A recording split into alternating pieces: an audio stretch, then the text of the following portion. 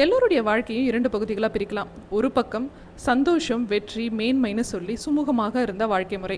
மறுபக்கம் பார்த்தாக்கா தோல்வி, வஞ்சகம்னு சொல்லிட்டு ஒரு கரடுமுரடான பாதையாக இருக்கும்.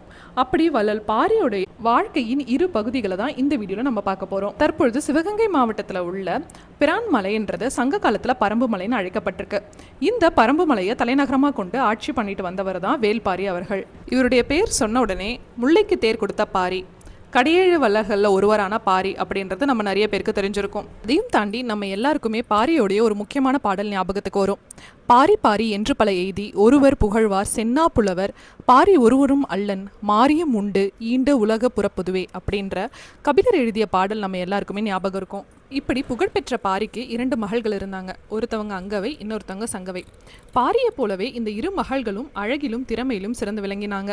அவங்களுடைய புகழும் எல்லா இடத்துலையும் பரவி இருந்தது. 8 திசையிலையும் பரவி இருந்த பாரியுடைய புகழ் மூவேந்தர்களுக்கும் ஒரு பொறாமையை கொடுத்ததுன்னு சொல்லலாம். இதுல முதல் கட்டமா பாண்டிய மன்னர் அவர்கள் தனக்கு ஏற்கனவே திருமணமான போதிலும் பாரியுடைய 2 மகள்களையும் தானே திருமணம் செய்து கொள்வதாக ஒரு தூது அனுப்புறாரு. இதை பார்த்த பாரிக்கு கடும் கோபம் வருது. பாண்டியன் மன்னருடைய ஓலைக்கு மறுப்பு தெரிவித்து பாரியும் ஒரு தூது அனுப்புறாரு. இந்த விஷயம் சோழர்களுக்கும் சேரர்களுக்கும் தெரிய வர இதுதான் பாரியை பழி தீர்க்கிறதுக்கான சரியான நேரம்னு மூவேந்தர்களும் கைகூடுறாங்க. பாண்டிய மன்னர் அவர்கள் செய்த அதே விஷயத்தை சேரரும் சோழரும் செய்கிறாங்க. அவங்க பாரியுடைய மகள்களை திருமணம் செய்து கொள்வதா அவங்களும் ஓலை அனுப்புகிறாங்க. இதுக்கும் சினம் கொண்ட பாரி அவர்கள் மறுப்பு தெரிவித்து அவங்களுக்கு ஒரு ஓலை அனுப்புகிறாரு. இதை காரணமாக கொண்டு மூவேந்தர்களும் ஒன்று கூடி பாரி மீது படையெடுக்க வராங்க. தான் ஒரு சிற்றரசராக இருக்கிற பட்சத்தில் மூவேந்தர்களையும் படைபலத்தை கொண்டு வெல்ல முடியாதுன்னு நம்பின பாரி அவர்கள் ஒரு ராஜதந்திரத்தை தீட்டுறாரு. மூவேந்தர்களும் பரம்பு மலையை அடையறதுக்கு எந்த தங்கு தடையும் இல்லாம வழிவகுக்கிறாரு பாரி. இதனால பாரியை வீழ்த்துறது சுலபம்னு நம்பிய மூவேந்தர்களுக்கும் இதற்கு மேலதான் காத்திருந்தது அதிர்ச்சி.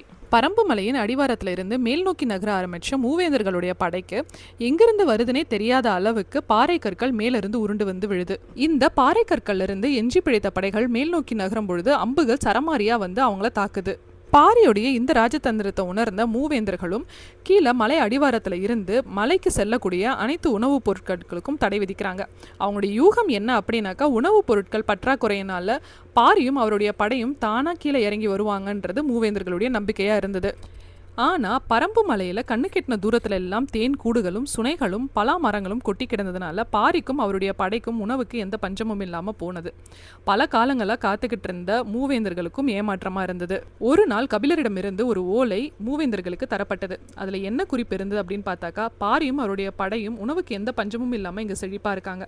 ஆனால் நீங்கள் எங்களை விழுத்துறதுக்காக கீழே காத்து கொண்டே இருந்தால் உங்களுக்கு தான் உணவு பற்றாக்குறை ஏற்படும். அதனால் சீக்கிரமாக திரும்பி போங்க அப்படின்னு சொல்லி கபிலரிடமிருந்து வந்த ஓலையை பார்த்த உடனே மூவேந்தர்களுக்கும் கோபம் வருது. இருந்தாலும் இப்பொழுது இருக்கிற நிலைமைக்கு பின்வாங்கிறத தவிர வேற வழி இல்லைன்னு உணர்ந்த மூவேந்தர்களும் பாரி மீது கோபம் கொண்டு அந்த இடத்த விட்டு நகர்ந்து போறாங்க. பாரியை எப்படியும் பழி தீர்த்தே ஆகணும்னு முடிவு கட்டின மூவேந்தர்கள் ஒரு யாழிசை கலைஞரை பரம்பு மலைக்கு அனுப்புறாங்க. அந்த யாழிசை கலைஞர் பாரியை பார்த்து அவருடைய திறமையை காமிச்சு பாரியிடமிருந்து பல பரிசுகளும் பெறாரு. அது போதாது அப்படின்னு சொல்லிட்டு பாரியிடம் பரம்பு மலையை சுத்தி பார்க்கணும்னு சொல்லி தனியாக கூட்டிட்டு போறாரு. இதுல துரதிருஷ்டவசம் என்ன அப்படின்னு பார்த்தாக்கா, இந்த நேரம் கபிலரும் ஊர்ல இல்லை. இந்த சந்தர்ப்பத்தை பயன்படுத்திக்கிட்டு அந்த யாழிசை கலைஞர் யாரும் இல்லாத இடத்துல தன் மறைத்து வைத்திருந்த கத்தியை வச்சு பாரியை குத்திடுறாரு. இதனால அந்த சம்பவம் இடத்துலயே பாரியும் இறந்து போறாரு. பாரியுடைய இந்த மரணம் செய்தி கபிலரை சுக்குநூறாக உடைச்சி போடுது. ஆனாலும் பாரியுடைய 2 மகள்களும் திருமணம் செய்து கொடுக்க வேண்டிய பொறுப்பு கபிலருக்கு இருந்ததுனால தான் வாழ்ந்தாக வேண்டும் என்ற ஒரு கடமையும் அவருக்கு இருந்தது. கபிலர் பல முயற்சி செய்தும் பாரியுடைய 2 மகள்களும் திருமணம் செய்து கொள்ள யாரும் முன்வரவில்லை. இதனால மனம் நொந்து போன கபிலர் பாரியுடைய 2 மகள்களையும் உறவினரிடம் அடைக்கலமாக வைத்துவிட்டு பொன்னையாற்றங்கரையில் யாருக்கும் தெரியாம பட்னியா இருந்து தன்னுடைய உயிரை மாய்த்துக்கிறாரு. இந்த செய்தியெல்லாம் தெரிய வந்த அவ்வையவர்கள் பாரியுடைய 2 மகள்களையும் மலையம்மான் திருமுடிக்காரி பரம்பரையிலிருந்து வந்த ஒருவனுக்கு திருமணம் செய்து தராங்க. என்னதான் மாபெரும் வள்ளலா இருந்தாலும், கடியேழு வள்ளல்களில் ஒருவரா இருந்தாலும், பாரிக்கு நிகர் மழையே அப்படின்னு கபிலராலே பேசப்பட்டாலும் அந்த பாரியுடைய வாழ்க்கையிலும் இப்படி ஒரு இருண்ட முகம் இருந்திருக்குன்றதை நம்ம இந்த வீடியோவில் பார்த்துருப்போம். மீண்டும் ஒரு வரலாற்று குறிப்புடன் அடுத்த வீடியோவில் சந்திக்கலாம். நன்றி, வணக்கம்.